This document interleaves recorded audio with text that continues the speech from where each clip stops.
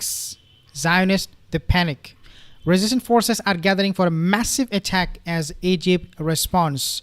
We'll talk about this particular topic more in details in a second, but before I move on, just to remind you guys that most of my viewers are not subscribed. If you happen to be one of them, consider subscribing. Take a look at this particular report. Israel military and political officials once more sounding the alarm over what they describe as build-up by the Egyptian military in Sinai Peninsula, calling for caution and warning against a potential confrontation with Egypt in the future. This is a warning coming from Israel, from the Zionists, because Egypt is now building massive military presence in the Sinai Peninsula. Let me actually share with you this news first, and then I will do some analysis on the situation. Citing Egyptian military activity in the Northwestern Territory, which was liberated by Egypt from Israel occupation in 1973, the officials refer to logistic preparations and construction of cement obstacles in central Sinai. These obstacles, they were quoted by some Israeli media outlets as saying, aim at blocking Israeli armored vehicles. Now, this part is absolutely wrong, and I will explain to you why. Egypt, they claim, maintains more than a dozen tunnels between Rafah and in Gaza Strip and points deep in Sinai, which have not been demolished yet. The new warnings come less than a month after a retired Israeli diplomat accused Egypt of violating 79 peace treaty with his country by increasing troop presence in Sinai.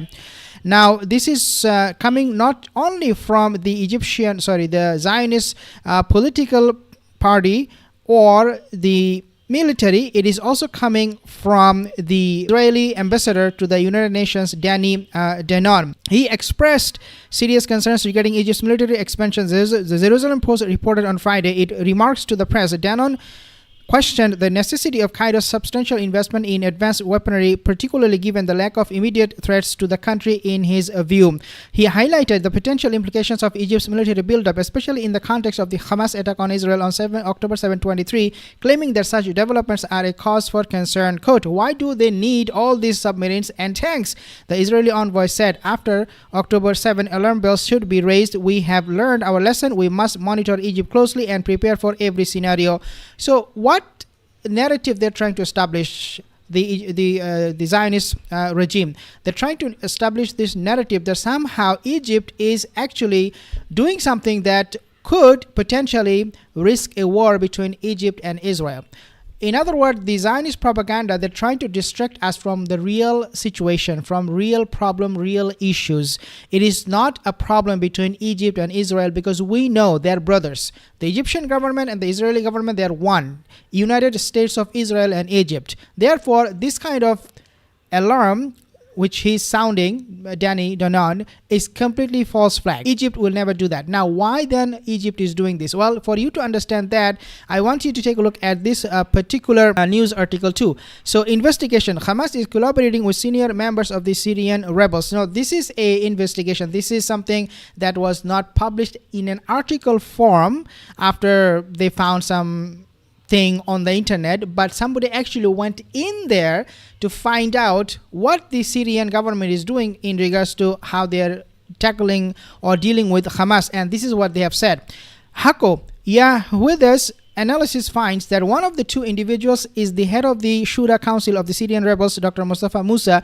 He is considered one of the most powerful people in Syria today and is very close to leader Joulani. In practice, the council appoints the ministers, including the prime minister. In other words, when they did investigation, this is what they found out. They found out that Hamas's senior leadership, they are now collaborating with Syrian government in Syria. And this report, by the way, this investigation, I should call it, was published actually a few months ago. It is not even new.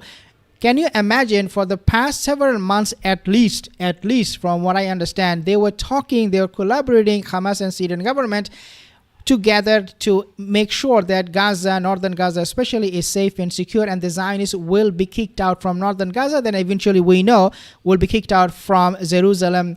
As Joulani himself, he said that our final destination is what? Is not Damascus, is actually Jerusalem. We have seen how Egypt is building up its military presence. We have seen how Israel is saying, oh, why you are building these militaries? Now we have also read how this investigation found out that there is a close collaboration between Joulani's government and Hamas. Now, last thing I want you to keep in mind is this one. The Sinai campaign, the past few months, Egyptian military army's new configuration in the peninsula has helped it again the upper hand in the battle against terrorist militias that have found safe haven there. Now, this article is talking about Sinai campaign, Sinai Peninsula. I'll share with you the map in a second. After isolating and largely clearing the populated northeastern Sinai, sometimes using brutal scorched earth tactics against Bedouin villages, encampments and neighborhoods, the army put many terrorist factions on the defensive, most notably Ansar Bait al-Maqdis. So this is a group that is now preparing attacks as we speak against the Egyptian military in Sinai Peninsula, and the ultimate goal for this group is to go to Bait al-Maqdis, which is Jerusalem. That's their goal. That's what they are trying to accomplish here. Now, around 20 top terrorist commanders have been killed thus far, though Ansar leader Abdullah al-Ashqar has escaped capture. Now, I want you to share the map for you to understand the whole thing. For you to, for me to connect all the dots, you need to understand this particular map. Okay, so we just talked about what is happening in Sinai Peninsula. So where is Sinai Peninsula? It is right here on the southern side of Israel. Now, we also have spoken about the Syrian rebels coming or collaborating, as I said, with the Hamas leadership, and the Syrians and the Hamas, they are here. This is Damascus. Actually, let me bring it down a little bit here so that you can see clearly. So this is Damascus, this is Syria, and here on the south you have Sinai Peninsula, where Israel is panicking because of the Egyptian military buildup, right? But the real reason, as I have explained to you guys, is not because Egyptian military buildup in the Sinai Peninsula, but it is because of a group like Ansar Bait al-Maqdis, their presence. So Ansar Bait al-Maqdis, their main goal is to march to Jerusalem, okay, right here in Israel. And also Syrian government and the Hamas, their leadership, they're saying that our final destination is Israel. So you have, in other words, now you see, I'm trying to connect the dots. So you can see that from north side of Israel on the map, so north side is this one, and also from the south side of Israel, you can see this is where Ansar Bait al-Maqdis movement or the group is operating, trying to attack Egyptian military, because the Egyptian military, they are always there to protect Israel. You can see, so from this side, from south and also from north, Israel is in the middle. So from both sides, the movements or the march to Jerusalem have already started. And if they succeed, now these people, they have succeeded, because now Syria has Syrian government, Jawlani, who said our destination is Jerusalem, and also Hamas, they have openly said our destination is Jerusalem. This side, the northern side, is totally vulnerable. Israel can come under attack, massive attack from the north side anytime.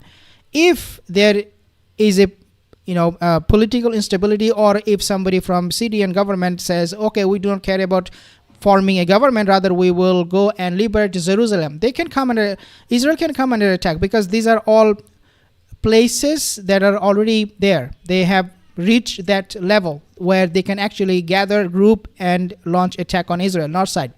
And south side, because of the Egyptian military buildup, they have some challenges. They are facing difficulties to go counter with Egyptian military. But if this side succeed, then from both sides, north and south, Israel will be coming under attack. And you can see, I'm not saying that Israel will be disappearing maybe next day or next week. I'm not saying that. But what I'm saying that is this: in the long term, if in case, especially Egyptian government, Sisi falls, and Egypt has a Muslim Brotherhood leadership in Cairo, then game over for Israel. And that's what I'm trying to explain to you guys here, because this is exactly what is happening as we speak.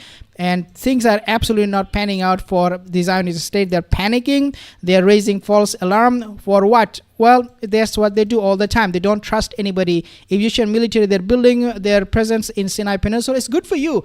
But Danny Donan, he said, no, this is Israeli military. No. And then also Israeli political leadership, there's, no. So again, this is how they behave. Lunatics, very, very narcissist, whining about everything, and very, very afraid. They're very, very scared all the time, because they know they're staying on somebody else's place. So when you go and steal somebody else's place, you don't feel comfortable, you don't feel secure, you don't feel safe, because you know deep down in your heart that you have stolen something and you have done something horrible. Especially after the Gaza genocide, they cannot sleep or rest in peace.